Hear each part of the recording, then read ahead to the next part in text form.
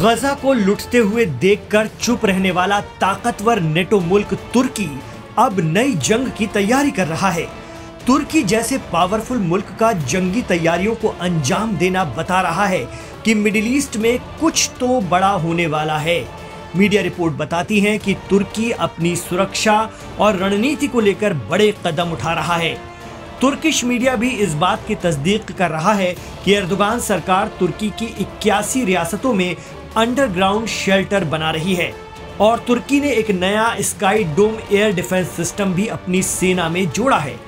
जब तुर्की के प्रेसिडेंट रजब Tayyip Erdogan से पूछा गया कि तुर्की इतनी तेजी से काम अंजाम दे रहा है, इसके पीछे कोई खास वजह, तो उनका कहना था कि जो मुल्क अपना एयर डिफेंस सिस्टम नहीं बनाता उसे अपने भविष्य को लेकर आत्मविश्वास नहीं हो सकता।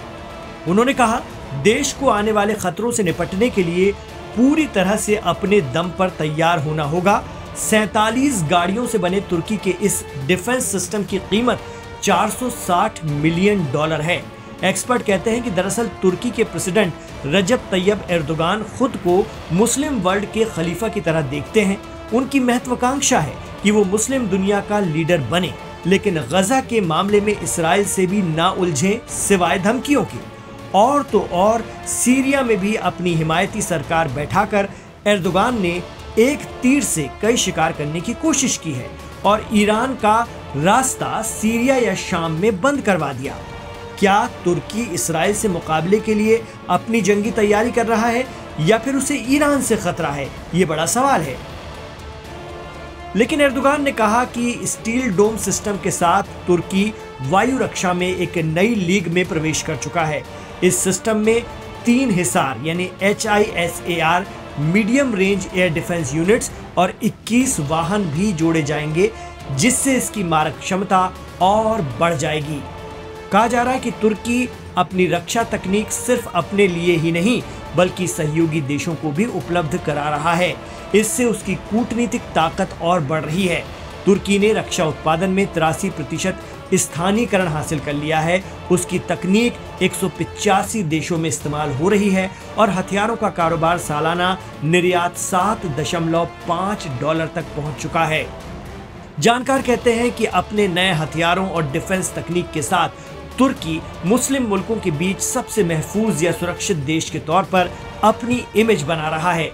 तुर्की की इस इमेज से एर्दोगान को भी फायदा होता है, लेकिन मिडिल ईस्ट के आवाम का मूड समझने वाले जानकार बताते हैं कि एर्दोगान की एक मजबूत लीडर की छवि को बड़ा झटका पिछले 2 साल में जरूर लगा है, जब उन्होंने गजा के लिए कोई स्टैंड नहीं लिया और इस्राएली आक्रामकता को चुपचाप देखते रहे।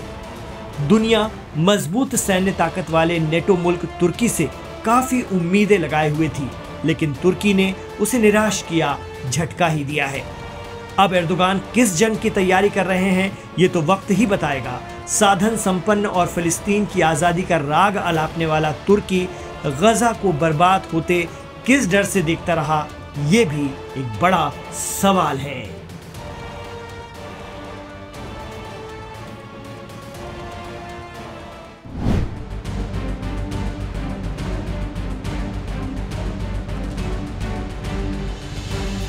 इसराइल के प्रधानमंत्री बेंजामिन नेतन्याहू को ब्रिटेन की तरफ से दूसरा बड़ा झटका लगा है। पहले तो ब्रिटिश प्रधानमंत्री कीयर स्टारमर ने फिलिस्तीन को स्वतंत्र राष्ट्र के रूप में मान्यता देने की घोषणा कर डाली थी, जिससे इसराइल नाराज हो चुका था। और अब ब्रिटेन ने साफ कर दिया कि लंदन में होने वाले दुनिया के सबसे बड़े रक्षा सम्मेलन defence and security equipment international में इसराइली सरकारी अधिकारियों का प्रवेश वर्जित हो जाएगा। ये दोनों फैसले एक साथ मिलकर इस बात का संकेत देने लगे कि यूनाइटेड किंगडम अब गजा युद्ध को लेकर इसराइल की नीतियों से दूरी बनाना चाहता है। ब्रिटिश सरकार का कहना है कि गाजा में लगातार जारी सैन्य अभियान मानवीय संकट को और गहरा कर रही है और इस कारण अब जरूरी है कि इसराइल युद्ध को रोके, बंधकों की रिहाई सुनिश्चित करे और गाजा के लोगों तक मानवीय मदद बिना रुकावट के पहुंचाई जाए। लंदन में होने वाले DSEI सम्मेलन वैसे तो दुनिया की सबसे बड़ी रक्षा और हथियारों की प्रदर्शनी मानी जाती है। हर 2 साल में होने वाला यह आयोजन न केवल देशों के बीच रक्षा सौदों का मंच बनता है, बल्कि रक्षा उद्योग की ताकत का भी प्रदर्शन करता है। इस बार सम्मेलन के आयोजकों ने इस्राएली कंपनियों को तो प्रदर्शनी में भाग लेने की छूट दी है, लेकिन सरकारी प्रतिनिधियों के लिए दरवाजे पूरी तरीके से बंद कर दिए हैं। माना जा रहा है कि कंपनियों की मौजूदगी बड़े पैमाने पर विरोध प्रदर्शनों को जन्म देगी और ब्रिटिश सरकार फिलहाल यही संदेश देना भी चाहती है कि वह नेतन्याहू सरकार की नीतियों से असहमत है। दरअसल ब्रिटेन और इस्राएल के रिश्ते हमेशा से ही सामरिक सहयोग पर टिके रहे हैं। दोनों देशों के बीच रक्षा, खुफिया जानकारी साझा करने और तकनीकी सहयोग की गहरी परंपरा है। लेकिन जुलाई 2025 में जब ब्रिटिश प्रधानमंत्री कीयर स्टारमर ने सितंबर तक फिलिस्तीन को मान्यता देने की घोषणा कर डाली, तभी से संबंधों में तल्खी बढ़ गई। इस्राएल ने इस पर कड़ी आपत्ति जताते हुए चेतावनी दे दी कि वह ब्रिटेन के साथ रक्षा और सुरक्षा सहयोग पर पुनर्विचार करेगा।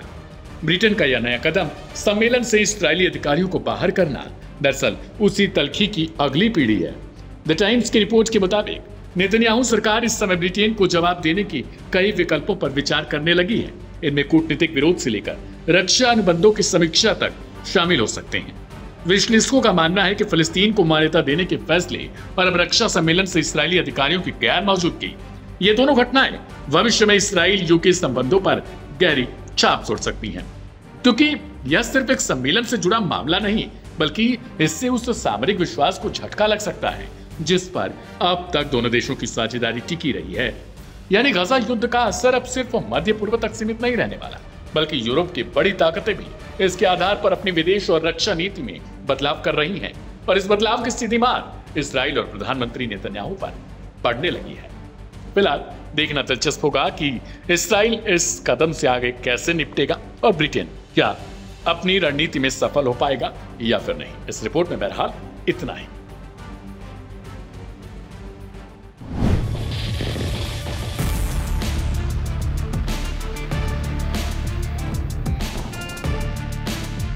इजराइल और ईरान के बीच 12 दिनों तक जबरदस्त जंग चली। इस जंग के दौरान इजराइल ने ईरान के मुख्य स्थलों को चुन चुनकर टारगेट और निशाना बनाया।